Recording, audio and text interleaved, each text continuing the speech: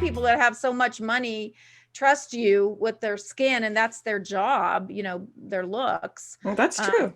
I would vouch for you that you must be the best. And then you have all these magazine articles and named the best esthetician, and very impressive. Very impressive. It's funny, whenever I talk about people that are estheticians, a lot of my guy friends are always like, what's an esthetician? And I said, well, it's a fancy word for someone who takes care of your face, Yeah. But anyway, now, so I also wanted to talk about some other things that have happened to you. I know, gosh, it's been about what, 5 years ago now, was it, that you had that? 2014. I mean, the time 2014. is flying by. It feels like it was yesterday, but in fact, we're closing in on 3 years or so from now, it being 10 years. And yet it's all just still so a part of my life in many, Sure. many, many ways, the whole ordeal and the follow up afterwards. Yeah, so it kind of started in the West Hollywood place, I think, that I went to, right? You were having, can you give our listeners some of you know it better than I do. So. Why don't we start with what it was and Right. then tell the details. So what happened to you? Well, when you deal with the public, as I do, can't always pick the people who are going to cross your threshold. You try to offer everyone the same sort of quality care and professionalism, which I always did. And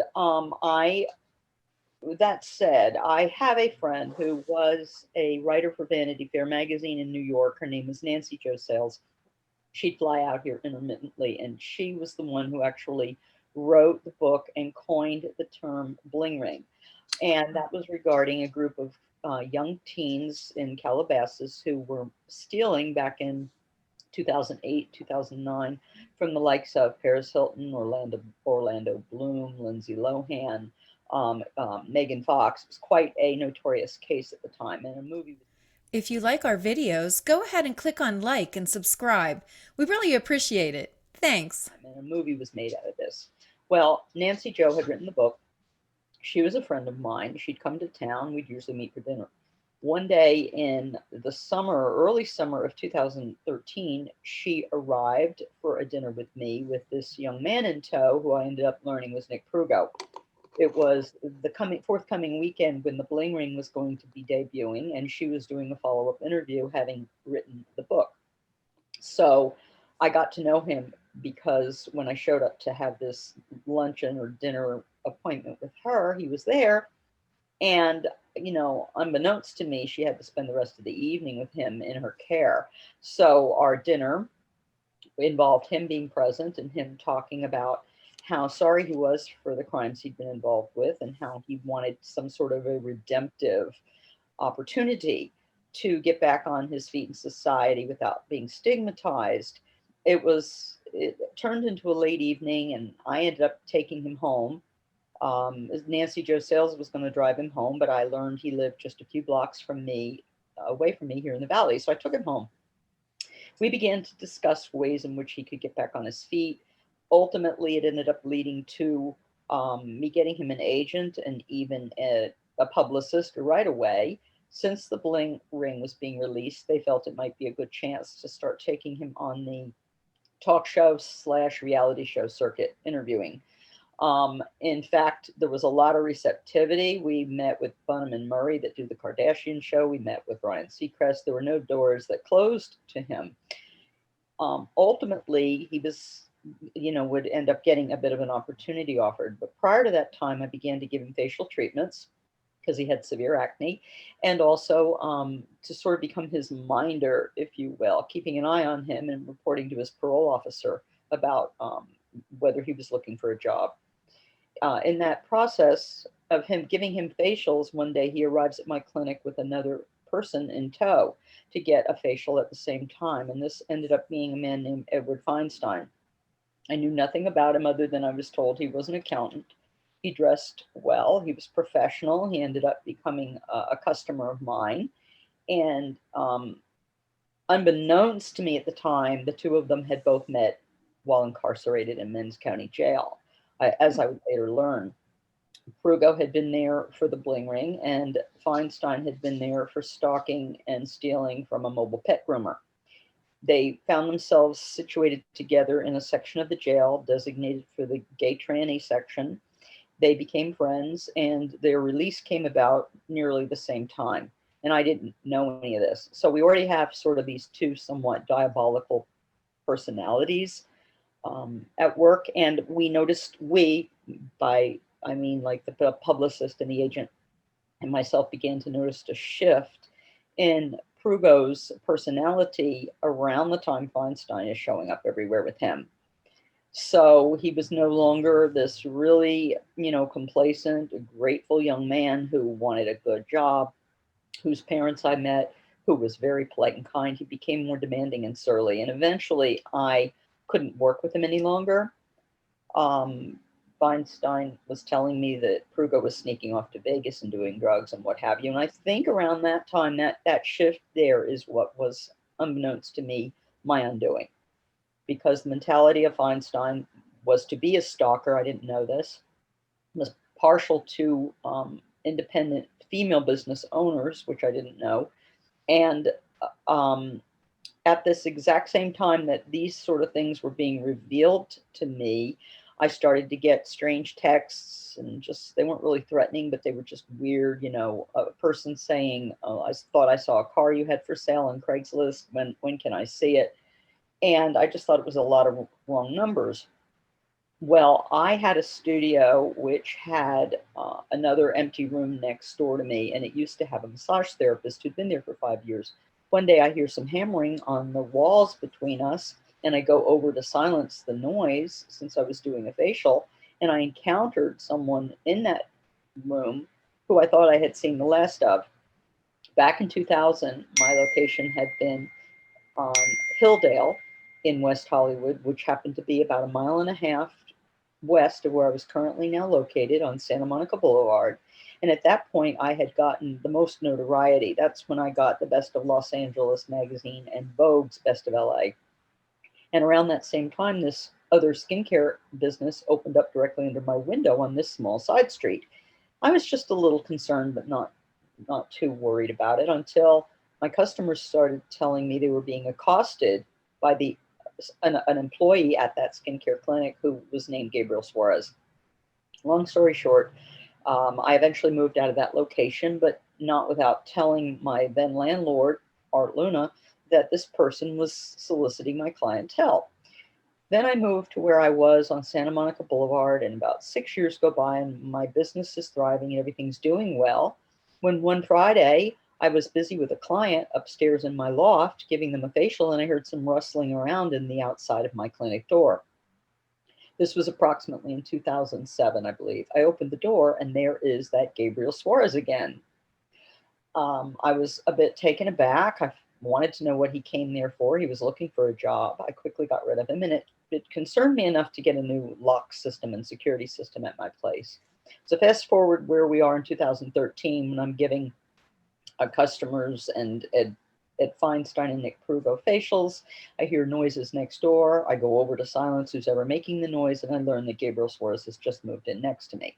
So having had a history of irritating circumstances with this young man, I wasn't looking forward to having him as a neighbor, but I was by no means afraid of him. I just knew I didn't offer the same services as he did. I didn't know why he was following me around. He specializes in the gay male clientele, doing things that I don't do, such as anal butt bleaching and genital waxing services. I would have been very happy to have referred him customers if I ever had the inquiries from gentlemen in that community. But nonetheless, this is the third time he's been, closer than I would like him to be to me, and I was concerned. Since I was getting these robocalls and these bizarre texts, which then became a little bit more menacing, I confided to Edward Feinstein my concerns about the man who just moved next door. Now, I didn't know that was a perfect storm brewing at that point, because I was just offering someone who'd gotten out of jail for stalking some information that could have been used detrimentally to me, and things just got really out of control. I never confronted Gabriel Suarez, but I did go to our landlord and say I had these suspicions about him. And then it just became so awful. My tires were being slashed. Really lewd parking stickers were being put on my placard out back that took all day to remove because they were these metal plaques that would say CUNT. And then there was one that said, whoever said the economy's bad hasn't tried prostitution. Then the church that I attended in Santa Clarita started getting lewd emails sent to them that were very vulgar, suggestive commentaries on what I wanted to do to the pastor. My daughters were getting flyers thrown around their neighborhood with her face photoshopped onto X-rated sex scenes, orgies going on with various men and women. Flyers had been made that were being distributed around the outside of my clinic in West Hollywood, saying things like, I'm having sex with my daughters, we enjoy incest together. I mean, it was just this level of lewd, creepy, denigration that I just can't explain. And this was going on. By the time it really accelerated, I was getting about 1,000 texts and phone calls a month. Men began to bang on my door late at night in response to Craigslist ads stating I was having an orgy or I wanted threesomes or whatever in the world it was for them to show up. And these ads were also stating, if you bang on my door and I yell for you to go away, that's part of my fantasy. I want you to break the door down and rape me. So I don't know any of this is going on, and I'm falling right in line with whatever's being, advertised. I started going to the police very early on in this situation and was just simply told, look, these are cyber crimes. You're going to have to hire a private detective, go out to the spy shop and get cameras and, do this and that on your own to try and nab whoever's causing you these issues, which did me no good at all. I couldn't get through a day at work without men coming to my place of business and walking directly up the stairs with everything from pizza to sushi to Subway sandwiches, one after the other. Neighboring businesses thought I was having an open house at one point, and these were not orders we'd placed. We'd have to send the person on their way. Soon men from ads on Grindr were showing up because they were being offered free hand jobs or whatever it was. And I couldn't get through a day, nor could my business partner. I had hired a woman downstairs who styled and cut hair. I was upstairs in the loft and they had to pass by her to come to me, and we couldn't get any work done. So I kept going to the police, nothing happened. It was when my church was under siege, when I started hearing from parishioners at the church that these things were showing up on the prayer hotline, that I got very upset. And a man who was a church attendee at the time stepped up, sent me a message and said, I need to help you with this if you're not getting anywhere with the police. I have a friend who works for the Los Angeles Sheriff's Department. His name's Steve McCulley. I'm going to get in touch with him and have him help you on this case. This is ridiculous. There's no reason why the cops can't assist you in getting to the bottom of who's stalking you. So that was a relief for me to know that someone was now going to look in all this. Meanwhile, Edward Feinstein had become quite the friend and confidant. I'd long since parted ways with Nick Prugo. Feinstein seemed very much on the up and up. He always paid for his treatments. He was very professional. He always tipped. He'd bring me coffee. I mean, I had no reason to doubt him. So as I began to confide these horrible things that were happening to me, he was very concerned. You need to go to the police. I'll go with you. He just offered all kinds of support. You want me to come by in the evening and stay at your home so that, these men don't bang on your door? And I felt really reassured by this. Now, about the time that McCulley started to look into the case, I told this to Feinstein as well. I said, I'm having this really great person finally who has my back. We're going to dig deep and find out who's stalking me. My oldest daughter, about a week afterwards, got a very, very lewd email. And she, being more techno-savvy than I am, was able to trace, I guess, what they call the URL address or the IP address. And I then had another friend run the coordinates on that, and we were able to zero in on a location behind the Four Seasons Hotel in Beverly Hills. Well, that surprised me because Edward Feinstein lives back there, so I couldn't wait to tell him that apparently this nemesis next door who's stalking me, Gabriel Suarez, must live in the same area, because now I have that information and it's going to the sheriff's department, and we're going to be able to find out who's stalking me. 4 days later, it was a Wednesday morning at 7 a.m. and it was exactly 14, 15, 16, 17, 18, 19, 7 years ago yesterday, March 5th, when I had a knock on my door at my apartment building, and there stood, including Officer McCulley, many police officers with their guns drawn, ready to arrest me. I had no idea what the reason was. I certainly had been venting to a lot of friends on my cell phone about how unsafe I was, how afraid I was. At times when I was angry, I would text a friend and say, I'm going to get a gun and blow off this guy's head if I see him near my children again. So the texts that I had been sending to various people, it had included Edward Feinstein and a lot of others I knew. And ultimately, what I learned was my undoing had been confiding to my friend Edward Feinstein that the police were going to assist me and were going to trace this address, that he took the initiative, approached Officer Steve McCulley and said, I have to talk to you. You need to know something. Dawn is about to kill this neighboring business owner. She's been texting me. She's been coming to my home in the evenings, and she's been using my laptop to send herself all of these emails and to generate these flyers about her children. And she's been slashing her own tires. And it was based upon that word alone that an arrest warrant was issued for me. So I learned all at once that the stalkings had been done by Edward Feinstein. I eventually learned that even though he was off my radar and out of my life, Nick Prugo and he were in cahoots with all of this. And I was taken off to jail, Linwood County Jail, also known as the Century Regional Detention Center. And I was booked with $1 million bail and charged with solicitation to commit murder. Now, if you went through my phone, there's no plan, there's no plot, there's me venting. I wish I could slash the throat of. I wish I would catch this person bothering my children. I'd get a gun, I'd blow off their head, on and on and on. And as we all know what text threads are like, if you read through the whole thread, I would put down, I'm just kidding, I'm so upset, I'm angry. You know, I have to head off to Costco now and buy some groceries. There was nothing that made any sense that led to my following ordeal. I ended up losing everything I owned, although I was arrested prior to an investigation being launched. The same day that I was arrested and booked was when Officer McCulley decided to do diligence and go around to all of my other business associates, customers, family, and friends, and do a character background check on me and ask what they knew of the situation. And more than one people that I knew told Officer McCulley that they suspected this odd guy that was getting facials from me, a rather heavyset man, and that was the description of Feinstein. They said, she's way too vested in trusting this guy. There's something wrong with him.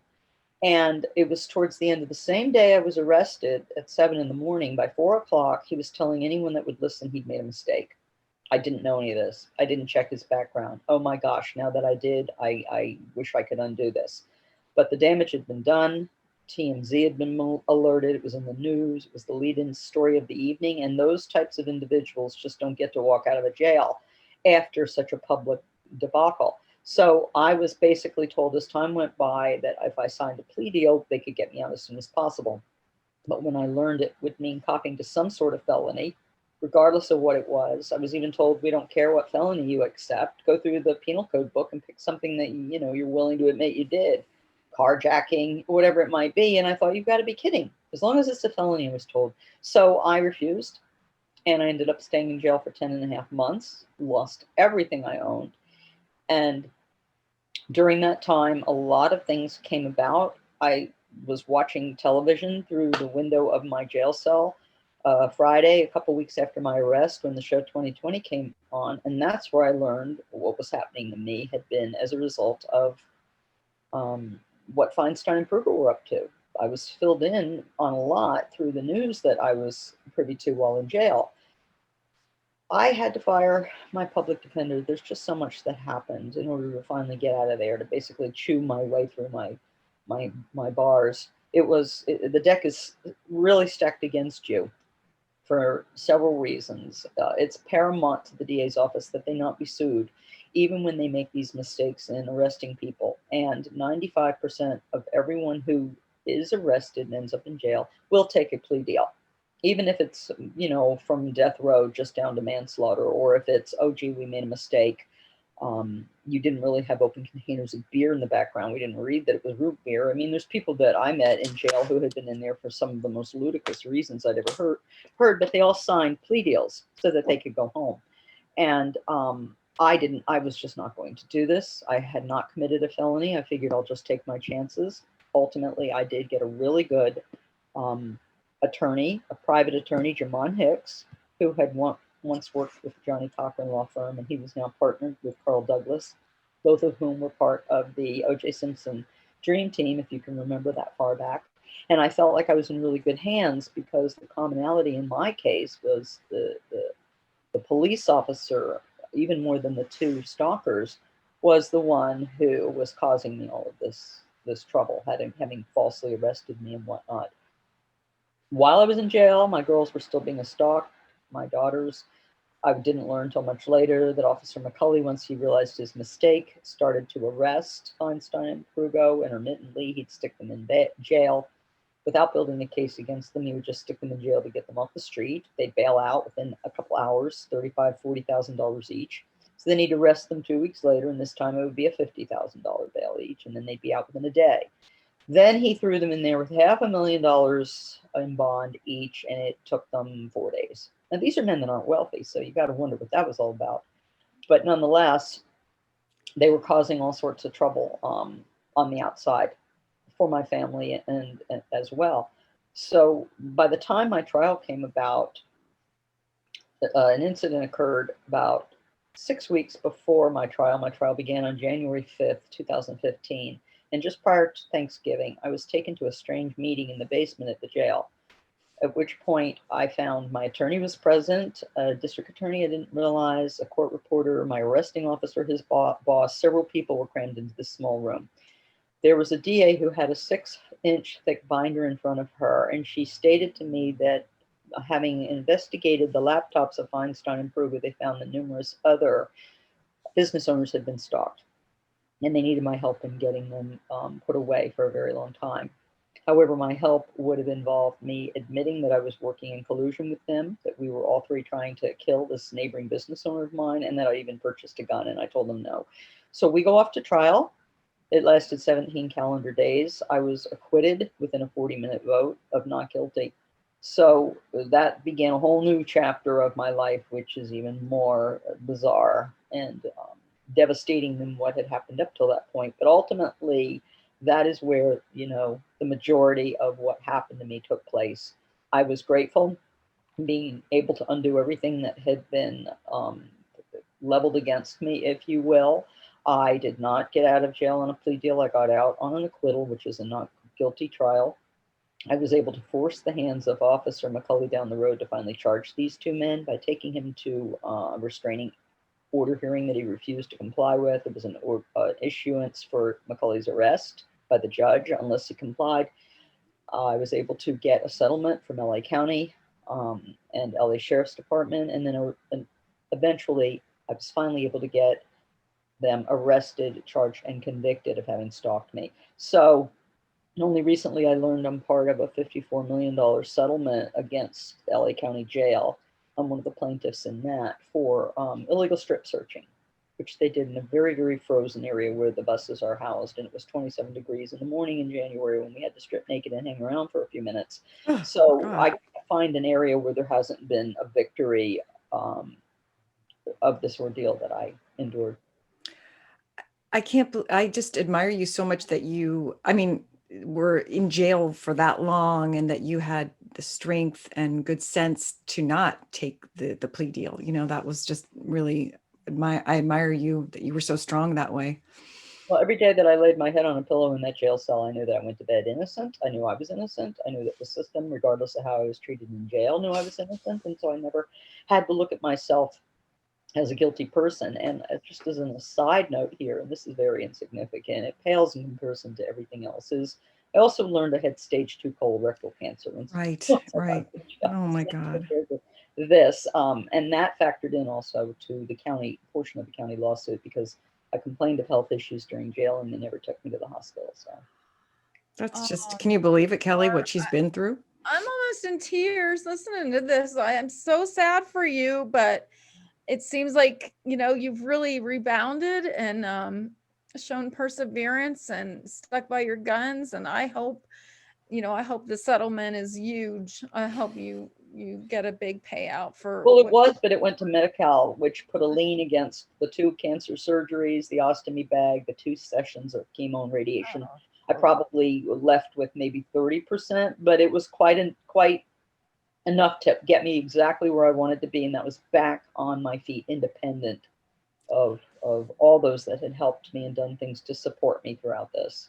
Now, is there a possibility that you'll get more of some more financial from the lawsuit you were talking about, this class action? Is there a possibility of financial compensation? Well, there is, but there's one person holding it up who wants to step out from the group of plaintiffs and sue on her own. So that set us back by what could be another year. But I'm not looking at that as anything substantial. I have some very, very, very promising irons in the fire regarding. Oh, that's right. Yeah.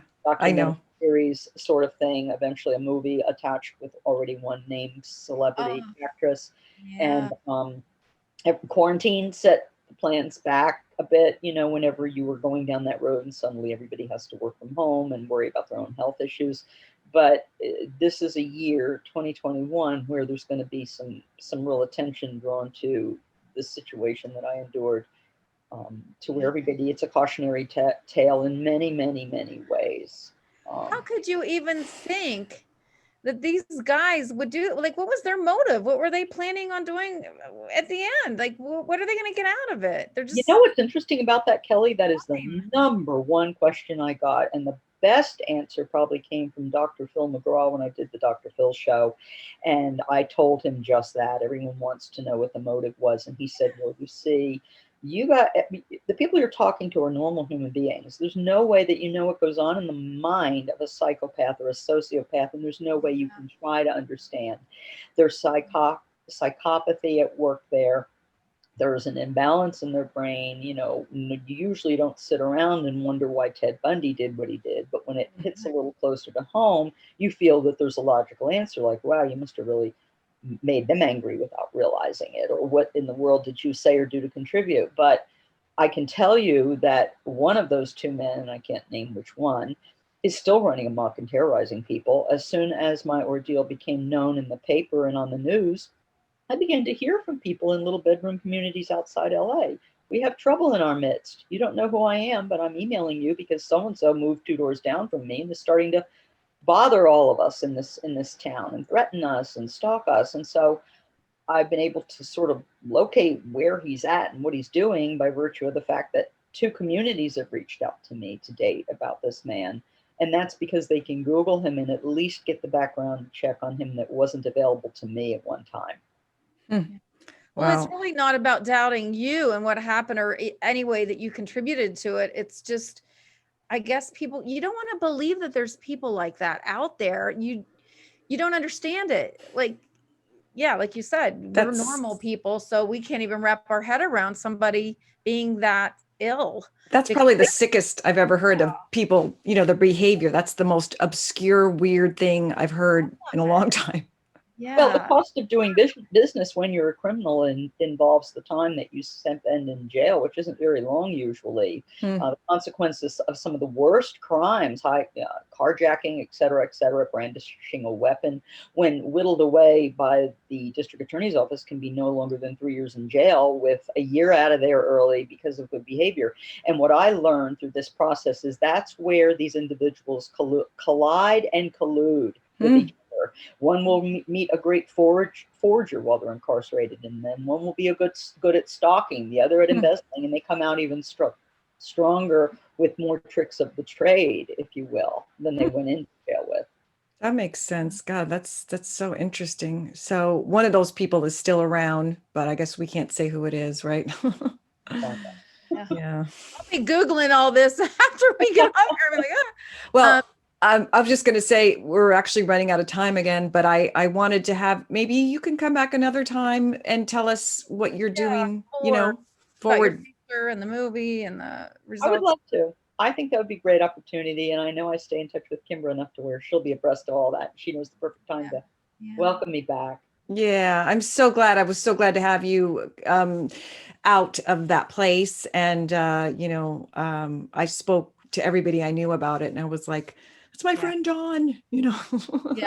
She didn't give me all of the detail, but she was really upset when you were going through it. I remember hearing bits and pieces about it, and she was She was really the first person that was there for me when I got out. I mean, I Aw. was about 48 hours, and she invited me out for drinks and to talk, and it was the first time I really felt normal again. So I'll never forget, and I'll always Aw. be Yeah. grateful for that. She's a good friend. She's a good person. We're Well, lucky. anyway, thank you so much, Dawn, for being on, and Yeah, have thank a beautiful Saturday. Best wishes to you. Ladies, have a good Yeah. evening. You Okay, too. thanks. Bye. Mm.